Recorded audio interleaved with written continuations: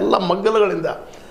ಈಗ ಅದರ ಒಂದು ನಾವು ಅದರ ಬಾಡಿ ಲ್ಯಾಂಗ್ವೇಜ್ ನೋಡಿದಾಗ, ಅದು ಇಡುತ್ತಿರುವ ಹೆಜ್ಜೆಗಳನ್ನು ನೋಡಿದಾಗ ದೊಡ್ಡದಂಥ ಒಂದು ಏನೋ ವರ್ಕ್ ಮಾಡ್ತಾ ಇದೆಯಪ್ಪ ನಿಶ್ಚಿತವಾಗಿ. ಯಾಕಂದ್ರೆ ಆರೋಪಿ ಅಂತ ಆರೋಪ ಮಾಡೋದು ಪೂರ್ವದಲ್ಲ 10 ಸಲ 100 ಸಲ 1000 ಸಲ ವಿಚಾರ ಮಾಡಬೇಕಾಗ್ಯದ ಯಾರಿದ್ದಾರು ಅಂತ. ಯಾಕಂದ್ರೆ ಅವ್ರು ಬಲಿಷ್ಠರಿದ್ದಾರೆ ಈಗಾಗಲೇ ಸರ್ಕಾರಗಳಿಗೆ, ರಾಜಕೀಯ ಪಕ್ಷಗಳಿಗೆ, ಅವ್ರಿಗೆಲ್ಲರಿಗೂ ಇವ್ರ ಬಗ್ಗೆ ಒಂದು ಸಾಫ್ಟ್ ಕಾರ್ನರ್. ಅದರಲ್ಲೂ ಈಗ ನೀವು ನೋಡಿದಿರಿ ಡಿ ಕೆ ಶಿವಕುಮಾರ್ ಅವರು ಸಪೋಸ್ ಕಾಂಗ್ರೆಸ್ನ ಈ ಸದ್ಯದ ಸಿದ್ದರಾಮಯ್ಯರ ಅಧಿಕಾರ ಹೋಯ್ತು ಅಂತಂದ್ರೆ ನಾವು ಯಾರೋ ಏನೋ ಬೇಕಾದ್ದು ಹೇಳಿ, ಬಟ್ ಕಾಂಗ್ರೆಸ್ನಲ್ಲಿ 2ನೇ ನಂಬರ್ ಇರುವಂಥವ್ರು ಯಾರಪ್ಪ ಡಿ ಕೆ ಶಿ ಅವರು ಈ ಧನಿಗಳ ಪರ ಇದ್ದಾರೋ.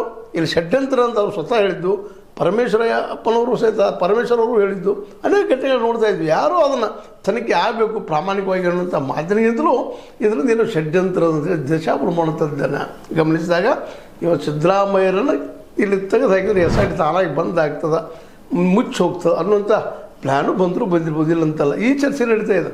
ಇದು ನಿಜವಾಗಿಯೂ ಆಘಾತಕಾರಿಯಾದ ವಿಷಯ. ಇದು ಆಗಬಾರ್ದು.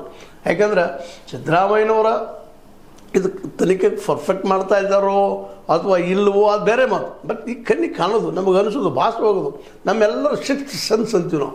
6th ಸೆನ್ಸ್ಗೆ ಅನ್ನಿಸ್ತಾ ಇರೋದು ಏನಪ್ಪ ಅಂತಂದ್ರೆ, ಯಾಕಂದರೆ ಎಲ್ಲರೂ ನಮ್ಗೆ ಹೊರಗೆ ಬರುವಂಥದ್ದು ಇರೋದಿಲ್ಲ. ಕೆಲವೊಂದು ನಾವು ಗೆಸ್ ಮಾಡಬೇಕಾಗದ, ಕೆಲವೊಂದು ನಮಗೆ ಅನ್ನಿಸ್ತಾ ಇರ್ತದೆ ಹೀಗಿರ್ಬೋದು ಅಂತೇಳಿ. ನೋಡ್ರಿ, ಎಲ್ಲೋ ಒಂದು ವ್ಯಕ್ತಿ ಏನೋ ದುರ್ಘಟನೆ ಆಗಿರ್ತದೆ, ನಮಗೆ ಯಾಕೆ ಹಸು ಆಗ್ತಾ ಇರೋದಿಲ್ಲ, ನೋವು ಆಗ್ತಾ ಇರ್ತದೆ, ಏನೋ ಒಂದು ಕಣ್ಣು ಅರಿಯಲಾರದನ್ನು ಕರಳು ಅರಿತಾ ಇದೆ ಅನ್ನುವಂಥ ನಮ್ಮಲ್ಲಿ ಗಾದೆ ಮಾತುಗಳಿದ್ದಾವೆ. ಆ ನೆಲೆಯಲ್ಲಿ ನೋಡಿದಾಗ ಇವ ಸಿದ್ದರಾಮಯ್ಯನವರು SIT ಮೂಲಕ ಸತ್ಯದ ಸಮೀಪ ಹೋಗ್ತಾ ಇದ್ರ ಹಿಂದಿದ್ದಂಥ ದೊಡ್ಡ ಕೈಗಳನ್ನು ಕಿತ್ತು ಹಾಕುವಂಥ, ಹುಡುಕಿ ತೆಗೆಯುವಂಥ ಕೆಲಸ ಮಾಡ್ತಾ ಇದ್ದಾರೆ ಅಂತೇಳಿ ಅನ್ನಿಸ್ತಾ ಇದೆ. ಇಂಥ ಸಂದರ್ಭದಲ್ಲೇ ಸಿದ್ದರಾಮಯ್ಯರನ್ನು ಮುಖ್ಯಮಂತ್ರಿ ಸ್ಥಾನದ ಬದಲಾಯಿಸೋದಪ್ಪ ಅಂತಂದ್ರೆ ಧರ್ಮಸ್ಥಳದ ಏನು ನಡೀತಾ ಇದೆ ಸತ್ಯ ಶೋಧನೆ